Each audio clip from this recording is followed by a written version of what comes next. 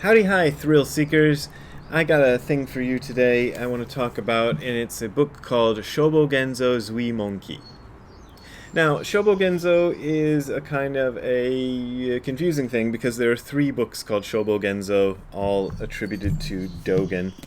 There is Shobogenzo proper, which is in four fat volumes like this in the Nishijima Cross version, or one even fatter volume from Tanahashi et al. At the San Francisco Zen Center.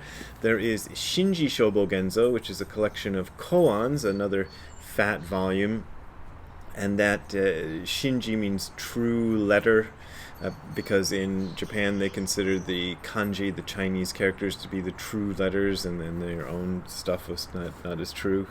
Anyway, it's a collection of koans all written in Chinese, collected by Dogen, not actually written by Dogen, but collected by Dogen. And there's Shobogenzo Zui Monki. So Shobogenzo means treasury of the true Dharma eye, and Zui Monki means roughly a record of miscellaneous things that I heard. And the reason it's called a record of miscellaneous things that I heard, that's a loose translation, but that's close enough, I think, for rock and roll, is it was compiled by a Koon Eijo, who was one of Dogen's main disciples, probably Dogen's first real student. Was a guy who was 2 years older than Dogen and studied with a lot of other Buddhist organizations, including he'd studied Tendai, which Dogen had studied, and he was also a member of the Daruma Shu, which was an early version of a Zen thing that happened in China. God, I'm really messing this up, right? Okay, here's the deal. Dogen was probably the second person to bring the Zen school of Buddhism to Japan from China. The first guy was Eisai, sorry. And there was another guy named Nonin. I think his name is Nonin. Let me get this right. Yep, I was right, Nonin. I checked it out. Who didn't study Zen in China, but studied it in Japan, and figured he'd attained enlightenment, and then sent one of his students back to China with a letter explaining how he had attained enlightenment and what his understanding was, and then the Chinese master gave him a transmission via mail from China without him actually going and seeing the teacher in person. So his transmission was a little less stable. And anyway, Koen Eijo studied with that guy, and then he decided to look into what Dogen was doing, and eventually became one of Dogen's chief disciples. Like I said, Dogen's main disciple, and stayed with him.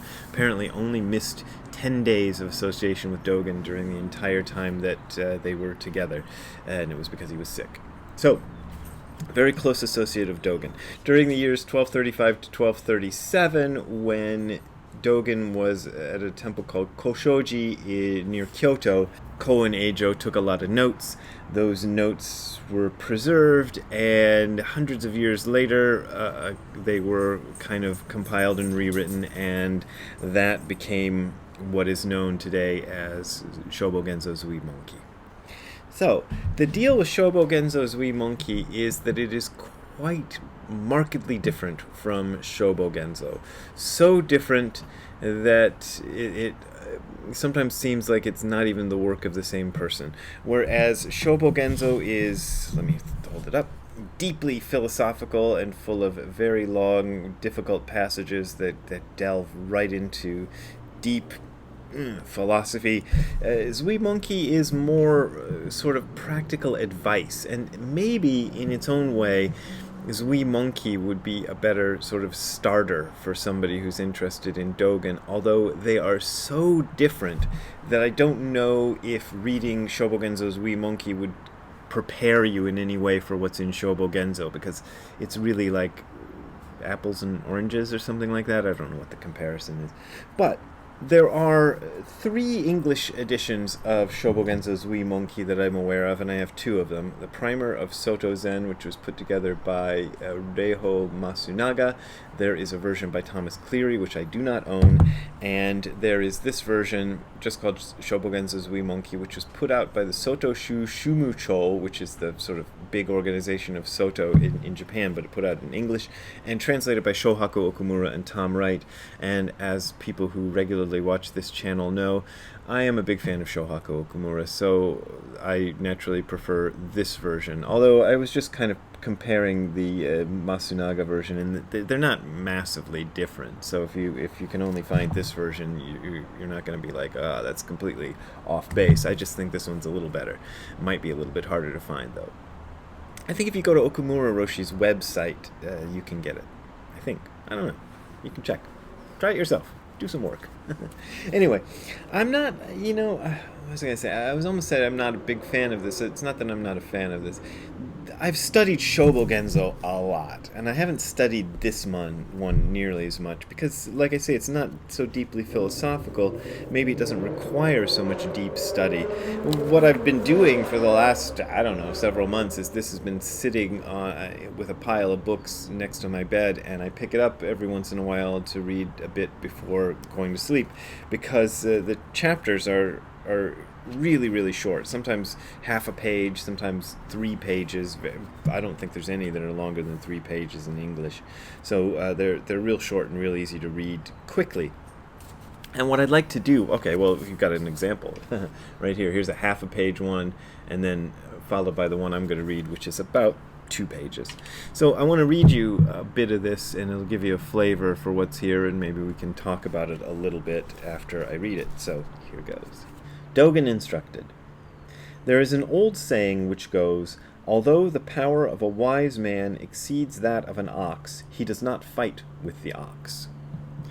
Now, students, even if you think that your wisdom and knowledge is superior to others, you should not be fond of arguing with them. Moreover, you should not abuse others with violent words or glare at others angrily.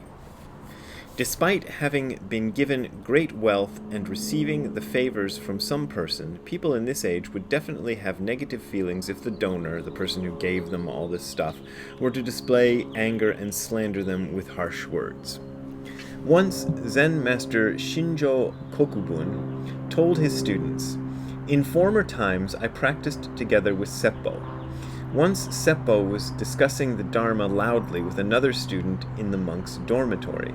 Eventually they began to use harsh words and in the end wound up quarreling with each other.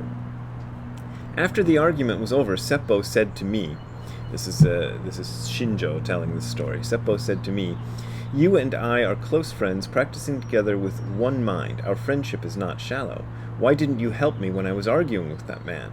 At that time, I could do nothing but feel small, folding my hands and bowing my head." This is Shinjo saying, "At that time I could do nothing but feel small, folding my hands, blah, blah, blah." Later, Seppo became an eminent master, and I too, this is still Shinjo speaking, "I too am now an abbot. What I thought at the time was that Seppo's discussion of the Dharma was ultimately meaningless. Needless to say, quarreling was wrong. Since I thought it was useless to fight, I kept silent. Students of the way," this is Dogen talking again, "students of the way, you also should consider this thoroughly.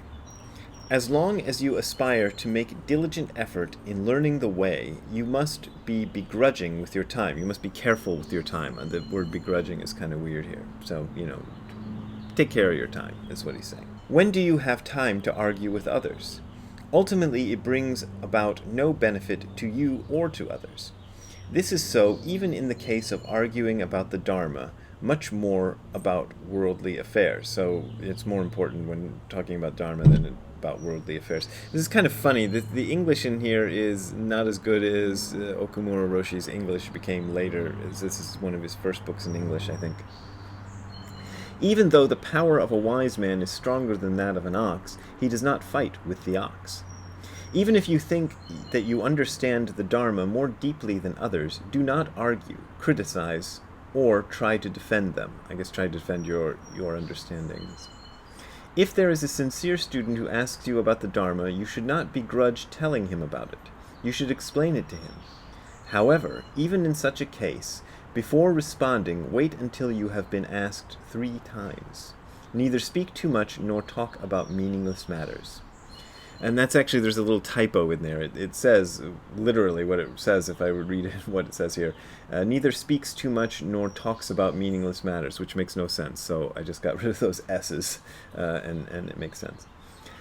After reading these words of Shinjo, I thought that I myself, this is Dogen speaking, had this fault with arguing about stuff.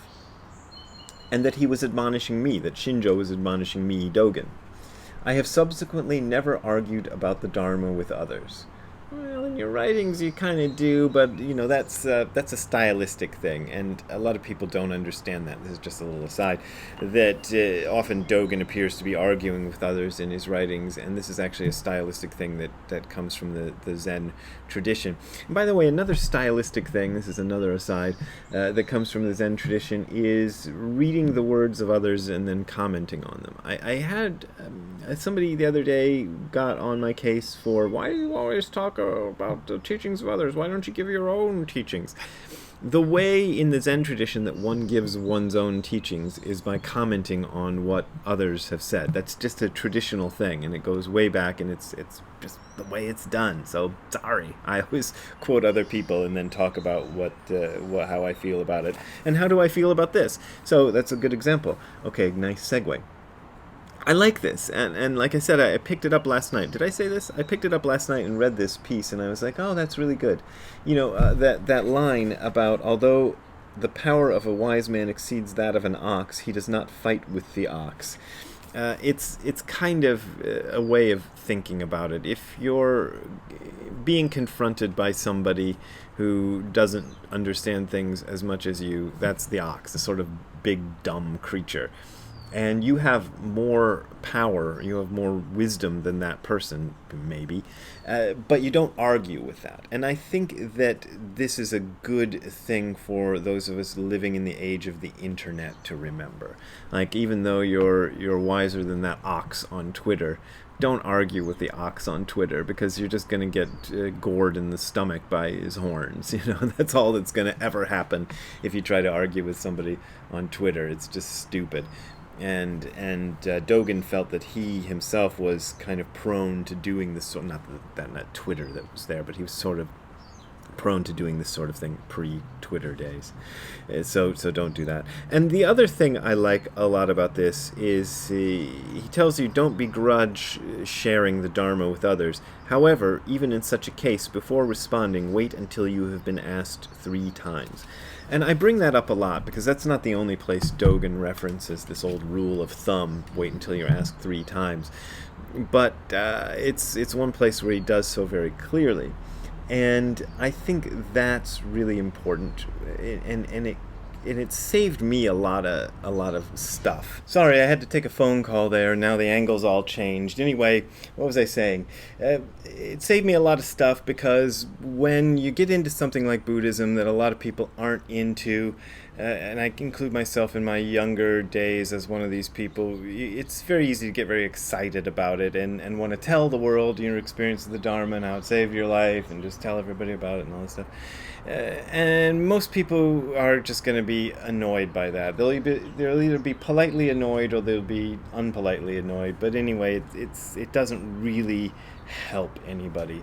So this rule of waiting till the person's asked 3 times is really good. I don't think you have to literally wait until they've asked 3 times, but wait until the equivalent of 3 askings has happened. Wait until you can tell that the person who's asking you about Buddhism is really seriously interested. Because if they're really seriously interested, then they're going to listen.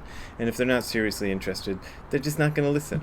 Maybe they're just if they're just asking you just to make conversation, or if they're not asking you at all, they're not going to listen. So I think that's really good advice. Anyway, that's Shobogenzo's Wee Monkey. Good luck finding the Okumura version. Like I said, I think it's available through his website, maybe available through Soto Shumucho website. I'm not sure. This one, Primer of Soto Zen, is available everywhere, but it's not quite as nice of a translation. I don't know about the Cleary version. I don't even have it, so who knows. Anyway, if you want to contribute to me being able to make more videos about obscure Dogen books, you can send money to the URL you're seeing below below on your screen. That is my only way of making a living these days, and I really appreciate your support. But if you're having financial trouble, don't donate to me, because I'm doing okay. The reason I'm doing okay, though, is because some of you do contribute. Enough of you do contribute that it makes things work and pretty much copacetic. So I thank you very much for those continuing donations, and see you next time. Have a good time all the time. Bye. How you doing, Ziggy? How you doing, Ziggy? How you doing? You enjoy this? Yeah. All right.